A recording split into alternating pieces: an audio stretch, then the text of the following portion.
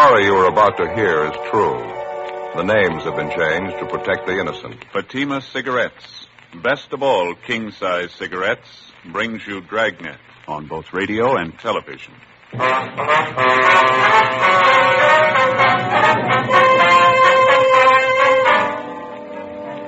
You're a detective sergeant.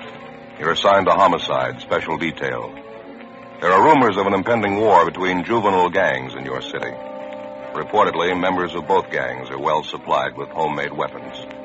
You don't know when the fighting will break out. You don't know where. Your job? Stop it. Fatima, America's first largest-selling blended cigarette, now king-size. See the difference, taste the difference, smoke the difference. And in Fatima, the difference is quality. See the difference. Fatimas are 21% longer. Taste the difference. Enjoy Fatima's extra mildness. Much different, much better flavor and aroma. Smoke the difference. Get all the advantages of extra length, plus Fatima quality, which no other king-size cigarette has. Yes, in Fatima, the difference is quality.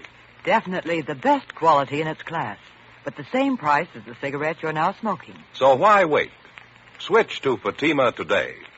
Each king-size Fatima gives you a long, extra mild, and soothing smoke with the added protection of Fatima quality. Buy Fatima.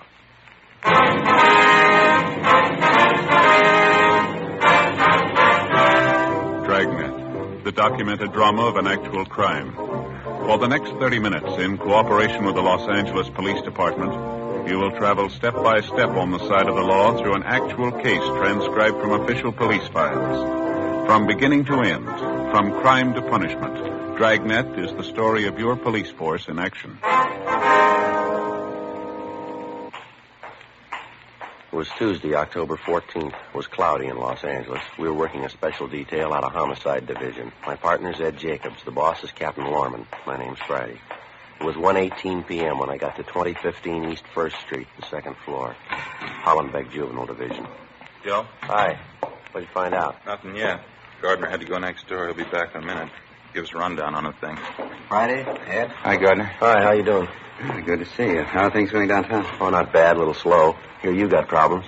Lots of them. Captain brief you on any of it? No, he told us to check with you. You'd fill us in. Said maybe you could use some help. All we can get. We're sitting on top of a bomb out here. We don't know when it's going to go off. What's the pitch, Gardner? Juvenile gangs, 5 of them this time. The way we get it, they're ready for trouble, all of them. High school kids? Most of them. Some of them are in junior high. Well, how come 5 gangs? What are they planning, a free-for-all? It's a long story. They've been building up to this thing for months, all East Side kids. We hear it's supposed to be an open war. Mm-hmm. Here's a list of the different gangs involved. Thanks. You can see there, same crowds we've been riding herd on for the last couple of years. Uh-huh. We've got the Purple Heart Gang, the Blue Devils, the Apaches, Happy Valley, Rose Hill. Here's the breakdown on each one of them. Hard to get exact figures, but we think it's fairly accurate. Mm-hmm. Purple Heart Gang, 26 members. Leader Harold Fry, age 17. Blue Devils, 18 members. Leaders Jack Holland, age 17, and Bertram Willis, 16. The Apaches, 22 members. Leader Robert Lawson, 17. They're supposed to be the strongest bunch. Well, Happy Valley Gang, 20 members. Leaders Roy Martin, 16, and Joseph Gomez, 16. Rose Hill Gang, 16 members. Leader Thomas Resnick, 18. yeah. Well, what's behind it, Gardner? I mean the gang war that they're supposed to be planning. A lot of factors enter into it, I guess. It's my own idea. The Apache Gang's doing most of the promoting. What's the object, anyway? The usual big shot ideas some high school kids get. The Apaches figure they're going to run the whole East Side. They've already scared the Happy Valley Gang and the Blue Devils into joining up with them. Well, how'd they manage that? I'd like to find out myself. Well, how about the other 2 crowds there, Rose Hill and the Purple Heart Bunch? The story I get is they won't come in with the Apaches. That's supposed to be the reason for the war. Either they join up with the Apaches or they fight them. That's the warning they got. Really playing it big time, huh? All the way. 16, 17-year-olds. They got gang lieutenants. They got their own cars, their own hideouts. Some of them even have their girlfriends running with them. Same age. None of them over 17. Where'd you get your information, Bill? Half a dozen kids. Most of them from the Blue Devils and the Happy Valley Gang. They were mixed up in a couple of after-school fights in Hollenbeck Park. The stories they gave us are enough to curl your hair. Yeah, how do you mean? About the big war they're going to have. One of the girls we picked up gave us most of it. 15-year-old. Says her boyfriend's one of the big shots for the Blue Devil. What'd she have to say? Talked about it like it was some kind of a game they were playing. Yeah. Said the Rose Hill and the Purple Heart gangs were teaming up so they could stand up against the other three. They've been getting ready for the war for 6 weeks. They're really organized. I don't get it. Who's doing the organizing? Who's promoting it? I got an idea about that. I'll get to it in a minute. Take a look at these over here. Yeah.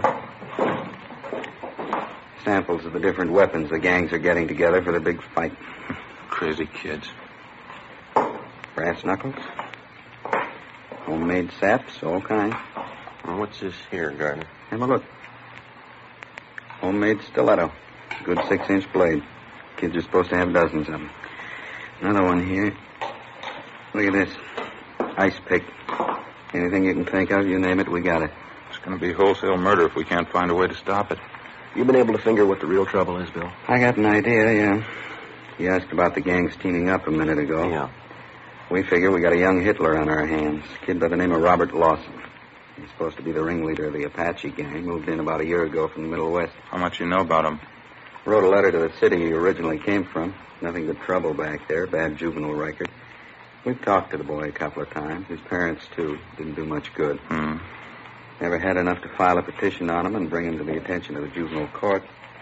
We know he's responsible for a lot of the trouble we got, but he always has some other kid do it for him. Never does it himself. You think he's responsible for working up the gang war ideas, eh? We figure he's our biggest problem.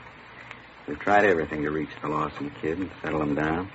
Checked with the teachers at his school, the principal, vice principal. They can't handle him. They figure on expelling him if he doesn't straighten out. Well, how about the other youngsters in these gangs? I mean, besides this Lawson boy here. We've got notifications out for them and their parents. They're supposed to be in here tomorrow night at 7:30. Maybe we can break Lawson's hold on these kids. Sure got me. What's the matter with this Lawson boy's parents? Don't they know what's going on? Can't they control him? Well, we tried to talk to the parents. They think we're wrong. They're proud of the kid. He's got a high IQ. They think he's a natural-born leader. Oh, sure. Yeah. The mother says people just don't understand the boy. Or maybe you should have told them. Huh? San Quentin's full of people we don't understand. The following night, Wednesday, October 15th, the members and ringleaders of the various juvenile gangs, along with their parents, showed up at Hollenbeck Juvenile Division as requested. In questioning each of the youngsters, we definitely confirmed the reports we had of the impending gang war. The interviews also revealed that if and when the fighting did start, it would be more serious than we at first figured. For one thing, there were more youngsters involved than we thought. The gangs had been recruiting new members by the dozen in preparation for the street fights. For another thing, we found out the teenagers weren't carrying around 8-inch knives and brass knuckles just for show. If fighting started, they were ready and willing to use them. We weren't sure how much we could count on it, but after interviewing the parents and advising them how serious the situation was, they promised their full cooperation. Most of them agreed they'd maintain strict check on their youngsters and keep them out of all neighborhood gang activities. Some of the parents took a resentful attitude. They insisted the gangs were harmless. They accused us of picking on the youngsters. A few of the parents didn't even show up at the meeting. Among these were the parents of 17-year-old Robert Lawson, the boy who seemed to be promoting most of the trouble. The following morning, my partner Ed Jacobs and I drove out to his home and we talked with his mother. She was friendly but not too cooperative. I don't know how you say that, Sergeant. I appreciate you worrying about my boy, but I'm sure it's not as bad as you think. I don't mean to contradict you, Mrs. Lawson, but I'm afraid it is a lot worse than you think. It's what the other officers said, too, but you really don't have any proof, do you? I mean, a few idle rumors. You certainly can't accuse Robert on that basis. We're not accusing Robert of anything, ma'am. It's not the point. What we're trying to do is to head off the trouble before it starts. You were living in the Middle West before you came to Los Angeles, that right, ma'am? Yes, that's right, Nebraska. Well, wasn't your boy in some kind of trouble back there? Yes, but it didn't amount to anything. Could have been avoided so easily. They just didn't understand Robert. That was the whole trouble. Is he an only child, ma'am? Yes, just Robert. But he's not spoiled. I know it's a great temptation with an only child, but we didn't spoil him. Robert just isn't like that. Uh-huh. You allow him quite a bit of freedom, do you, ma'am? I mean, does he go out at night very often? Well, he is 17 years old, going on 18. Yes, my husband and I allow him to go out as often as he likes, as long as he keeps up with his studies. Robert's always done very well. Always tops in his class. Do you know where he spends his time when he goes out at night? He's usually down at the gym or at the library. You know that for a fact, do you? I trust Robert, if that's what you mean. If he tells me that's where he's going, I believe him. The mother can't believe her own son. Who can she believe? How about the company your boy keeps? You know any of his friends, Mrs. Lawson? Few, yes. There's the Miller boy and Jack Holland. They seem to be fine boys. Miller and Holland? Yes. There doesn't seem to be anything wrong with them. Well, there is, ma'am. What? Both of them have juvenile records. Both of them belong to your son's gang. Really, Sergeant, how can you say that? It isn't fair. Wouldn't it be better to try and understand these boys instead of picking on them, persecuting them? I don't know how we're going to make you understand, Mrs. Lawson. We're not picking on them. We're not persecuting them. We know there's a gang problem. We know your boy's one of those at the bottom of it. If something isn't done, there's going to be trouble. If we're going to stop it before it begins, we're going to have your help. I'm perfectly willing to cooperate, you know that. That must be Robert now. Excuse me. Robert? Bob, is that you? Yeah? Would you come in here a minute, Bob? We're in the living room. Yeah? What do you want? These are police officers, Bobby. This is Sergeant Friday. Sergeant Jacobs, is that right? Yes, ma'am. How are you? How do you do? Hi. How about something to eat? Haven't you got anything ready? I wasn't expecting you, Bob. Won't take me a minute, though. You sit down there. I'll go out and get a snack together for you. Can I fix you a sandwich, officer? A cup of coffee? No, thank you. No, Thanks very much. Won't be a minute, Bob. We were just talking about you when you came in. What's it about, Sergeant? You want to see me, or do you just want to talk to my mother? As long as you're here, we'd like to talk to both of you, Bob. I got to take off pretty fast. Just came home to get something to eat. What's it about? It's about Geronimo. That's the gang's code word for the war you're setting up, isn't it? I don't know what you're talking about. Your gang, Bob, the Apaches. We talked to half a dozen of them last night down at the Juvenile Division. Is that right? Now, look, son, we've got the names of everybody in your gang. We know the whole setup. You go ahead with your idea, and you're going to buy a lot of trouble. A couple of cops were here last week. They said the same thing. I don't know any more about it now than I did then. Honest. What's the pitch anyway? You know what the pitch is, youngster. I don't, honest. You're trying to say I'm in a gang, is that it? You're in it up to your neck, son. Now, why don't you come off it? We've got you pegged and everybody that runs with you. That includes the girlfriends you got in the gang. You're not fooling anybody. You must be a little crazy. I'm not in any gang. I never even heard of one around here. Now, you listen to me, boy. You can take this as a warning or a piece of advice, either way. You and your friends keep on playing punk gangsters, and we're going to lean on you. You understand? What is this? Trying to scare me? If it'll make you change your mind, yeah. If this street war comes off, there's going to be big trouble. What do you think's going to happen when 200 kids tangle in a fight with knives and brass knuckles? Now, use your head. Here you are, Bob. Nice milk, nice bowl of hot soup. Bacon and tomato sandwiches. You always make the soup too hot. Oh, I didn't mean to. Let it cool off for a minute, then.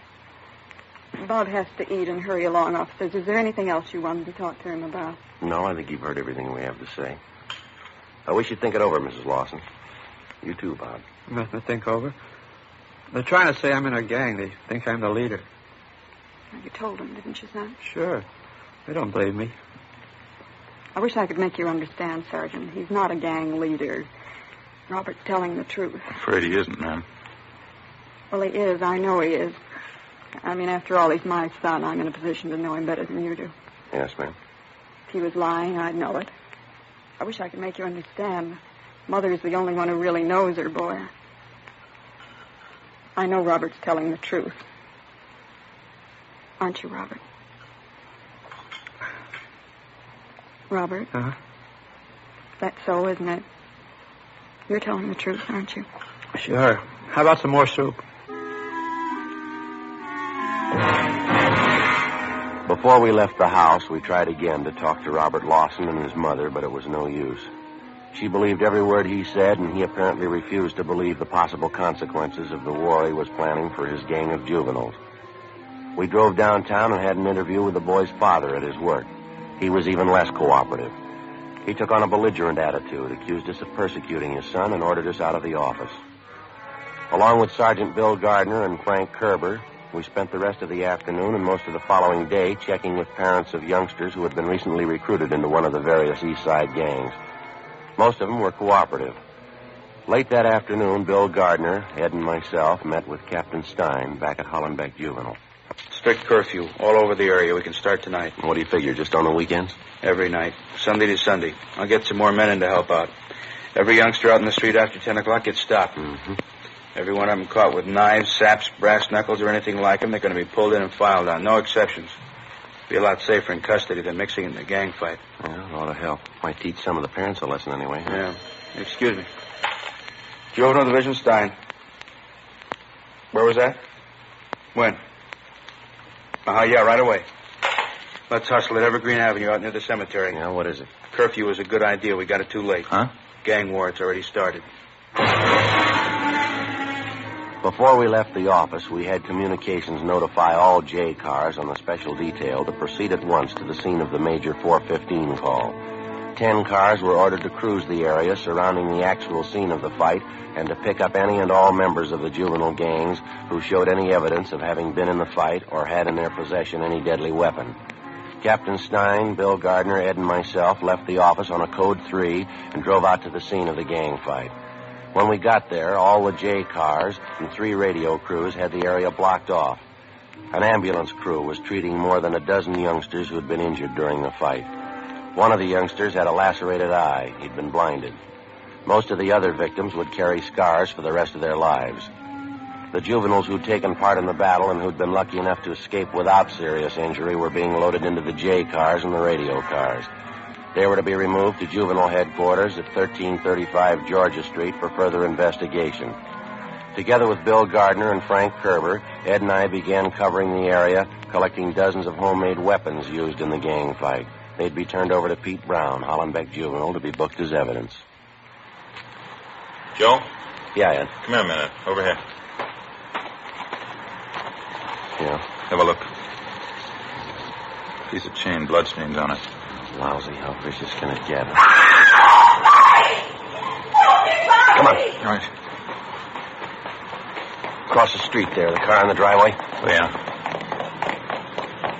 Help him, he's hurt. Somebody help him, Bobby. What's the trouble?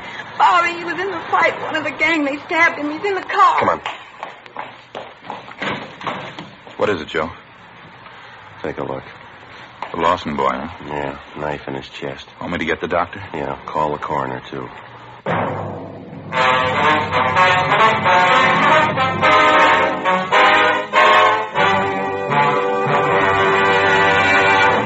You are listening to Dragnet, authentic stories of your police force in action. Fatima, America's first largest-selling blended cigarette, now king size. See the difference, taste the difference, smoke the difference. And in Fatima, the difference is quality. Yes, you get all the advantages of extra length, plus Fatima quality, which no other king-size cigarette has. That's why week in, week out, year after year, more smokers are switching to Fatimas. 1950, Fatima sales higher than ever before in Fatima history. 1951, another record year. Fatima sales up and up. Why, in 1 month alone, Fatima sales up 110% coast to coast. Friends, in the first months of 1952, to show our confidence in Fatima, we are making a special money-back guarantee to every king-size cigarette smoker. Buy a pack of Fatimas. Enjoy Fatima quality, extra mildness, and superbly blended tobaccos. If you're not convinced Fatima is better than the king-size cigarette you're now smoking, just return the pack and the unsmoked Fatimas before April 1st, and we'll give you your money back plus postage. Fatima, Box 37, New York 1. Remember, each king-size Fatima gives you a long, extra mild, and soothing smoke with the added protection of Fatima quality. Buy Fatima. Best of all, king-size cigarettes.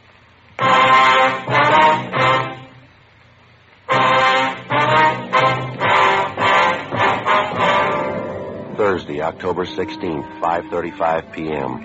After the discovery of Robert Lawson's body in the car parked in the driveway adjoining the cemetery grounds, Ed brought the doctor over from the ambulance. The 17-year-old Lawson boy was pronounced dead. The doctor made out the prescribed form and marked it DOA. While we waited for the crime lab crew and the coroner to get there, Ed and I questioned the girl who'd led us to the body. She identified herself as Ann Porter, age 16. She told us she was Bob Lawson's girlfriend. She readily admitted accompanying him to the scene of the gang fight that afternoon. I knew what it was going to be like. I knew right then. I came closer. Bob told the kids to get ready. They were a little ways from us when they stopped. The other gang, the Purple Hearts. Yeah, go ahead, please. There's a kid by the name of Jumpy. He's the leader. He stepped out in front of them and called to Bob. called him a bad name, said bad things. This boy you called Jumpy, do you know his real name, Ann? No, Jumpy's only his nickname. I know him when I see him, though. I can point him out. Well, what happened after he called Bob? I don't know. What? I don't know. I'm not sure. Everything seemed to happen at once. Bob swore at me, pushed me back, told me to get out of the way. Then he walked up to this kid, Jumpy, right in front of their whole gang. I screamed at Bob. I screamed at him not to. Why'd you scream? What'd you do? He had a chain under his coat. It was kind of a short whip-like. Bob had it doubled up. Yeah. When he went up to Jumpy, Bob had a cigarette in his mouth. He told Jumpy to light it for him. It's supposed to mean he's chicken if he does it. Jumpy laughed at him. Bob took out the chain, hit him across the face with it. Hit him with all his might. Mm-hmm. It knocked Jumpy down. He was laying on the sidewalk. His face was cut bad. Bob had the chain, kept hitting him with it. And somebody gave a yell, and both the gangs started fighting. Were you close to Bob Lawson most of the time? No, not first. There was a lot of yelling and kicking and fighting going on. I ran around and was looking for him. Finally saw Bob. I'm not sure it happened so fast. What happened then? I'm not sure. I thought I saw Jumpy pull a knife on Bob. Long and thin, maybe an ice pick. Yeah. Bobby was still hitting with the chain. It looked like Jumpy hit Bob in the chest with something right over the heart. Bobby stopped. Jumpy did it again. Bobby got white. He looked sick. He turned around and started to run. Well, what happened then? Bobby kept running. I knew he was hurt. I went after him. I saw him fall, but he got up. He kept running. Then one of the other gang grabbed me. They hit me. It's all right. We understand. I didn't find Bob until the fight was over. I heard the cops' cars coming, sirens, coming around from everywhere. I felt sick. I finally found Bob, though. He was laying in the back seat of the car, just laying there. And that's when you called out? Yes. I guess I knew it. As soon as I looked at him, dead white as a sheet. It ain't easy. Not when you find somebody dead, not somebody you love. All right, youngster. It'll be all right. It'll be all right. You're lying. You know that. It won't be all right. Take it easy, Ann. I love Bob. Didn't you know that? When he graduated, the first thing we were going to get married. As soon as he got out of school, we'd be married. We'd be married. Ann? Ann? Yeah. How old are you? I'm 16. Why? Nothing. It happens to practically everybody. What? People seem to make a lot of mistakes when they're 16.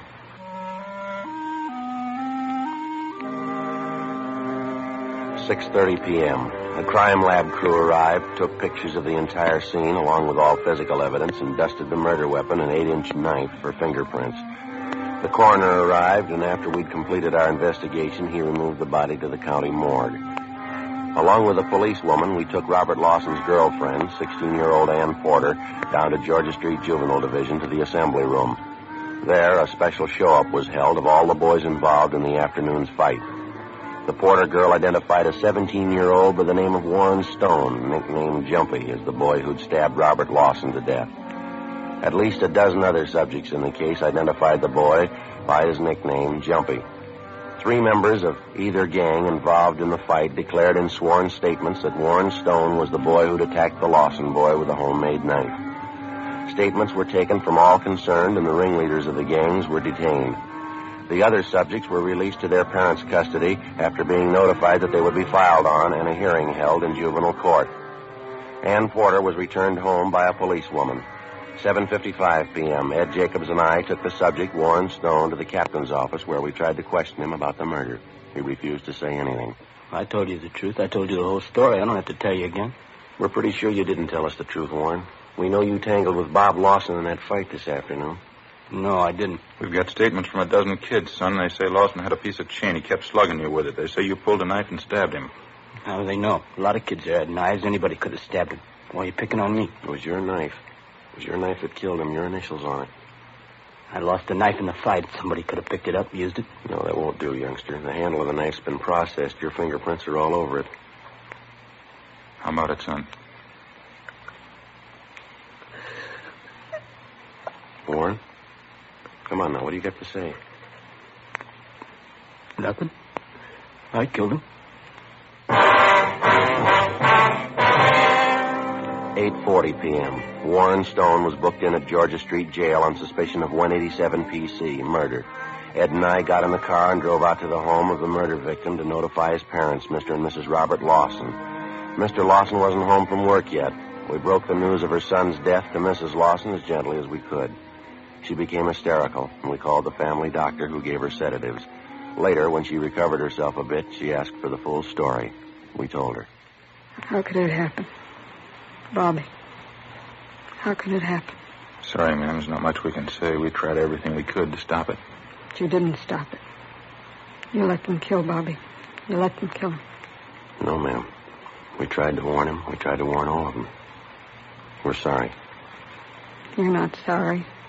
You didn't try. Bob's dead. Everything I had. He's 17 years old and he's dead. I can thank you for that. My only baby. We're sorry you feel that way, Mrs. Lawson. Why shouldn't I feel that way? You call yourselves policemen. That boy who killed Bobby, you should have had him in jail in the first place. Young killer.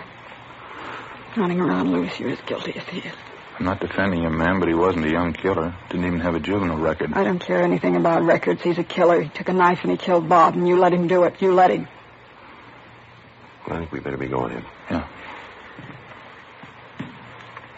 You or your husband will have to identify the body, and tomorrow morning will be all right, the county morgue. Dear God. You'll have to be at the coroner's inquest, too. You'll be notified about the time and the date. I hope you have to live with this. I hope you live with it like I have to live with it. I hope it drives you crazy.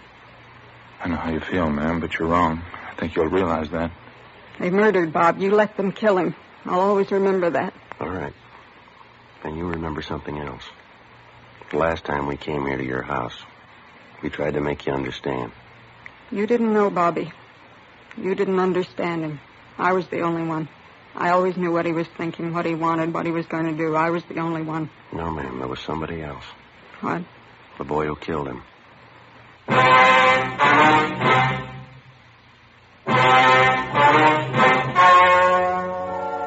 The story you have just heard was true. The names were changed to protect the innocent. On November 7th, the hearing was held in Juvenile Court, Department 38, City and County of Los Angeles, State of California. In a moment, the results of that hearing.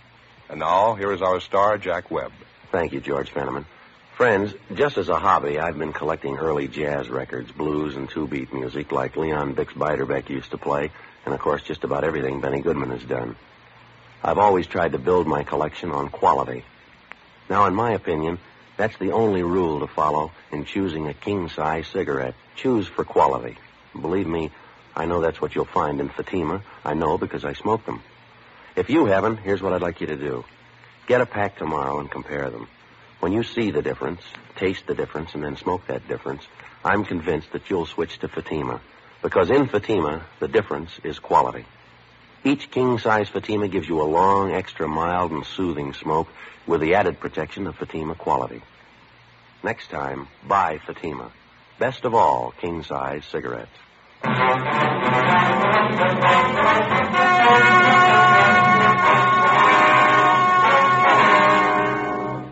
17-year-old Warren Ernest Stone was filed on alleging violation of 187 PC, murder. The rest of the juvenile gang ringleaders were filed on alleging 242 PC, battery. They were all made wards of the juvenile court and placed in detention homes under the supervision of the State Youth Authority. They are still confined in state institutions for juveniles.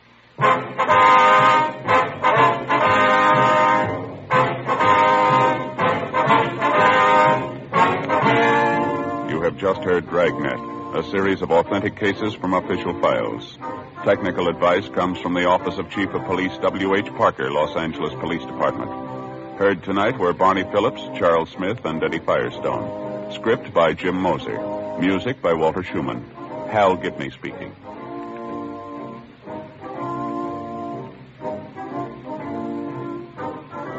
Fatima Cigarettes, best of all king-size cigarettes, has brought you Dragnet, transcribed from Los Angeles. Next, it's David Harding and Counter Spy on NBC.